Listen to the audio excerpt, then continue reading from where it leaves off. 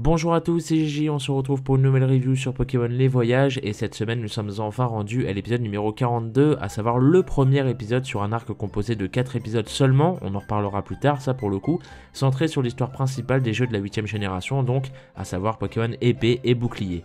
Un épisode donc attendu par pas mal de gens j'imagine, et pour être honnête, dès son annoncement, personnellement j'ai directement été assez mitigé sur la direction que prenait cet arc, laissez-moi m'expliquer. Nous savons déjà que l'arc va durer uniquement 4 épisodes, ce qui est, ne nous mentons pas, très peu.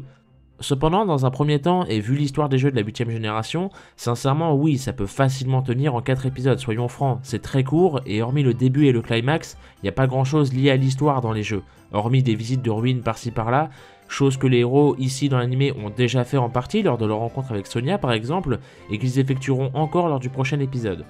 Deuxièmement, et bien malheureusement, l'animé a souvent pour habitude de ne pas accorder beaucoup d'épisodes aux arcs adaptant l'histoire des jeux. Cependant, encore une fois, et c'est là où cela fait mine de rien toute la différence, la plupart des autres arcs, aussi minimes soient-ils, avaient un minimum de construction avant d'arriver à ces derniers. Ici, comme dit précédemment, on a juste le bref interlude avec Sonia qui ne dure même pas un épisode complet, et c'est vraiment très pauvre mine de rien. Pour être franc, personnellement ça me suffit encore une fois vu l'histoire des jeux. C'est triste à dire certes, mais c'est presque suffisant en vérité. Par contre, et pour ça je rejoins l'avis de pas mal d'autres personnes je pense, ça reste vraiment dommage qu'il n'ait pas décidé d'en faire plus. Et malgré mon avis sur l'histoire des jeux et son adaptation qui ne prend clairement pas 10 épisodes, largement, et bien malgré tout, oui, j'aurais quand même aimé que l'anime corrige justement la chose, comme avec la Team Flare par exemple, en nous donnant un arc certes pas forcément très construit, mais au moins plus long et complet, afin de corriger proprement la chose si j'ose dire. Donc voilà, je trouve ça personnellement dommage que l'anime n'ait pas opté pour cette décision, mais encore une fois ça ne me dérange pas tant que ça. Tant pis, c'est tout, on va devoir se contenter de ça, un peu comme c'était le cas avec l'arc centré sur Necrozma. Bref, vous avez déjà mon avis sur cet arc dans sa forme, mais qu'en est-il du fond? Qu'ai-je pensé de ce premier épisode? Eh bien sincèrement c'était plus que correct à mon sens à vrai dire. C'est justement un épisode de construction d'arc, de préambule si vous voulez, comme on pouvait s'y attendre en fait. Les héros sont donc envoyés à Galar afin d'essayer de comprendre pourquoi le chaos commence à régner là-bas, dû à toutes ces transformations de Pokémon géants qui s'y passent. C'est tout con, c'est très simpliste, mais ça fonctionne, c'est une raison légitime pour s'y intéresser et donc y aller.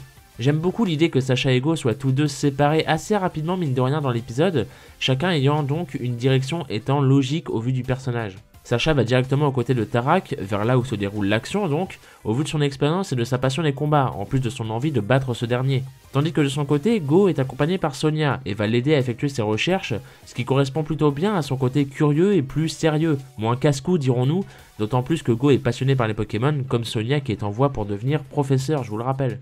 Et pour finir, j'ai beaucoup aimé la scène où les héros rencontrent les fameux loups légendaires, à savoir Zacian pour Sacha et Zamazenta pour Go, bien évidemment dans leur forme spectrale si on peut dire, comme lors du début des jeux Épée et Bouclier d'ailleurs.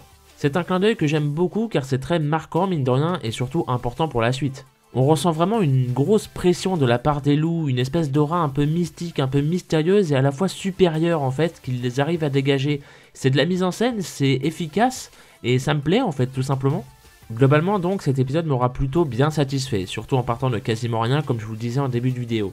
C'est une construction plutôt efficace, logique également, donc je ne demande qu'à voir la suite et j'ai déjà hâte d'y être tout simplement. Et voilà, cette review est à présent terminée, merci à vous de m'avoir écouté. N'hésitez pas à me dire votre avis concernant ce premier épisode de l'arc Épée et Bouclier tout simplement. Est-ce que vous êtes plutôt craintif dû au fait que ça ne va pas durer très longtemps? Ou est-ce que au contraire vous êtes plutôt satisfait de ce premier épisode? Est-ce qu'il vous a un peu rassuré? Dites-moi tout comme d'habitude dans les commentaires, j'attends de voir ça. Quant à moi, je vais continuer ma découverte du second DLC de Pokémon Bouclier qui vient de sortir, et en attendant je vous retrouve mercredi pour une nouvelle review sur Yu-Gi-Oh! Sevens. Ou sinon bien évidemment rendez-vous la semaine prochaine pour de nouvelles reviews sur Pokémon et sur Yu-Gi-Oh! Comme d'habitude, ou sinon rendez-vous également plus tard, je ne sais pas quand, je peux pas encore vous dire de date, concernant le premier best-of du second DLC de Pokémon Bouclier, car oui évidemment je découvre en faisant en vidéo, comme pour le jeu principal et comme pour le premier DLC qui était déjà disponible sur ma chaîne, si jamais vous avez envie de voir, voilà, c'est plutôt fun, c'est pas prise de tête, c'est surtout pour partager mes découvertes tout simplement. En attendant, portez-vous bien, gardez la passion et des bisous.